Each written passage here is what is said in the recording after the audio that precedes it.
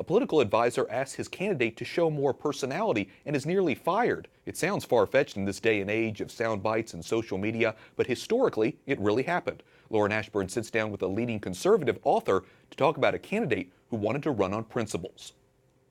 Lee Edwards joins us now in studio. Welcome back to the program. I'm delighted to be here.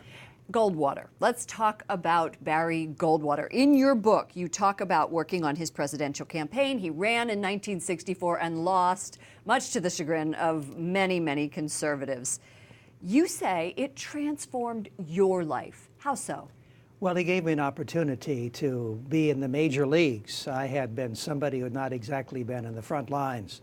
And here was an opportunity to work in a presidential campaign for somebody whom I admired so much. He was a hero of mine because he was for limiting government, and he was for winning the war, the Cold War, and defeating communism. So here was somebody that I so devoutly, really devoutly admired. And here was my chance. And he did not let me down, because he said over and over again that this is going to be a campaign of principles and not of personalities. And when I tried to do a little bit of Madison Avenue type of approach of talking about Barry Goldwater, he said no. This big hand came out and said, I will kick you out of this campaign if you try that. Yes, sir. Your father worked for the Tribune, Chicago Tribune here in Washington, D.C., and covered the era of Senator Joseph McCarthy. Has the media changed from your father's day of covering communism?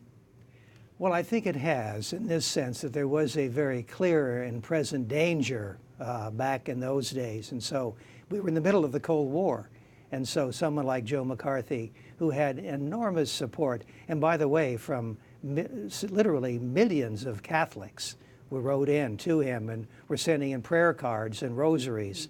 I was at his office one day and saw them there. But at the same time, what we have today is a much different threat.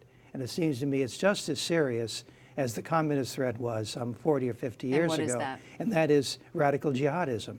They really do want to destroy us and our culture and our faith. And you know, the Heritage Foundation has done a report in which they found that 100 terrorist acts have been prevented since 9/11 through various measures that we've taken in this country. Well, this is a serious and continuing problem, and we can't just ignore it. Is your mistrust of communists, you said that in Paris a long time ago after leaving the army that you left because, quote, my dormant anti-communism came alive. Is your mistrust of communism shaped at all by your Catholic faith? Oh, no question about it, because we know if you read the Communist Manifesto that one of the targets of communists and communism is the church. And of course, the Catholic Church is number one on their list of enemies. We can see that, of course, also with the attempted assassination of John Paul II, which we now know was not just done by a Bulgarian, but was in fact orchestrated by the GRU, the military arm of the KGB. For 20 years, you worked to build the Victims of Communism Memorial here in Washington. What challenges did you come across?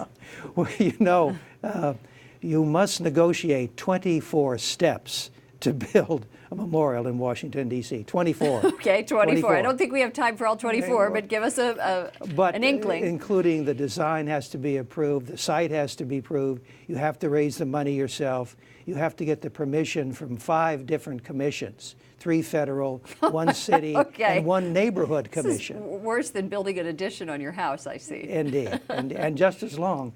The average time to build a memorial in Washington is 14 years, which is what it took us to do that. But finally, in June of 2007, with President George W. Bush there, we accepted it. He accepted it on behalf of the American people. And where is it exactly? It's at the corner of Massachusetts and New Jersey Avenue, just 2 blocks from our studios. From here. It's yes. not very far. You can walk there in 5 minutes. Okay, all right. Well, if people are traveling to Washington, D.C., we hope that they will stop there.